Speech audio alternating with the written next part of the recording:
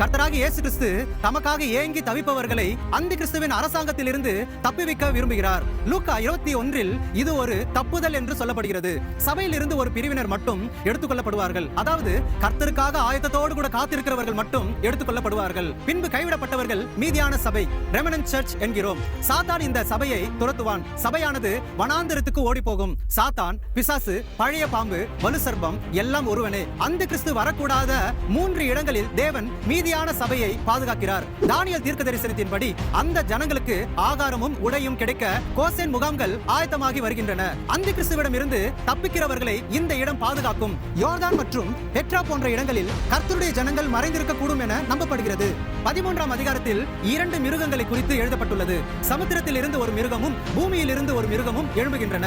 ஒரே உலக அரசாங்கத்தையும் மற்றொன்று ஒரே உலக மதத்தையும் ஆளுகை செய்யும். சமுத்திரத்தில் இருந்து வந்த மிருகம் அந்த கிறிஸ்து என்றும் பூமியில் இருந்து வந்த மிருகம் கள்ள தீர்க்கதரிசி என்றும் அழைக்கப்படும். கள்ள திருத்துவம் பிதா, குமாரன், பரிசுத்த ஆவி என்பதற்கு எதிராக சாத்தான், அந்த கிறிஸ்து, கள்ள தீர்க்கதரிசி என ஒரு கள்ள திருத்துவம் உருவாகிறது. கள்ள தீர்க்கதரிசி ஒரு விளம்பர தூதுவரை போல செயல்பட்டு அந்த கிறிஸ்துவை வணங்கும்படி ஜனங்களை வற்புறுத்துவான். 666 என்ற முத்திரையை தரிக்கவும் மிருகத்தின் சொரூபத்தை வணங்கவும் ஜனங்கள் கட்டாயப்படுத்தப்படுவார்கள். அந்த கிறிஸ்து தேவனை தூஷிப்பவனாகவும் சபை எடுத்துக்கொள்ளப்படுதல் என்பது ஒரு கட்டுக்கதை என ஜனங்களை நம்ப வைப்பவனாகவும் இருப்பான். 6ஆம் அதிகாரத்தில் அந்த கிறிஸ்துவின் வருகை.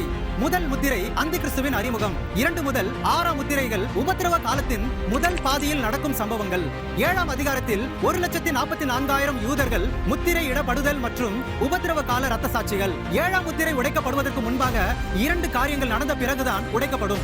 இஸ்ரவேலின் 12 கோத்திரங்களில் இருந்து தலா 12,000 பேர் வீதம் 1,44,000 யூதர்கள் தேவன் அந்த கிறிஸ்துவிடம் இருந்து பாதுகாக்க முத்திரையிடுகிறார். இரண்டாவது 666 முத்திரையை மறுத்து அந்த கிறிஸ்துவினால் கொல்லப்பட்ட கிறிஸ்தவர்கள் உபத்திரவ கால இரத்த சாட்சிகளாக பரலோகத்திற்கு எடுத்துக் கொள்ளப்படுகிறார்கள். 8ஆம் அதிகாரத்தில் 7ஆம் முத்திரை உடைக்கப்படும். இதன் பின் உபத்திரவ காலத்தின் 2ஆம் பாதி துவங்குகிறது.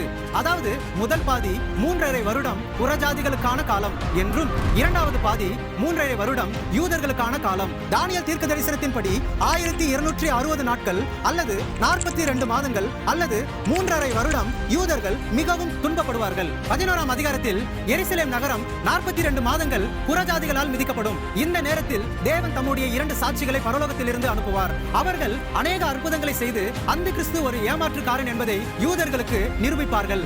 இந்த 3.5 வருடம் எருசலேம் வீதிகளில் சாட்சி கூறுவார்கள். யூதர்கள் இவர்கள் தான் தேவன் அனுப்பினவர்கள் என்று அறியும்படி செய்வார்கள். இதனுடைய தொடர்ச்சி அடுத்த வீடியோவில் நாம் பார்க்கலாம்.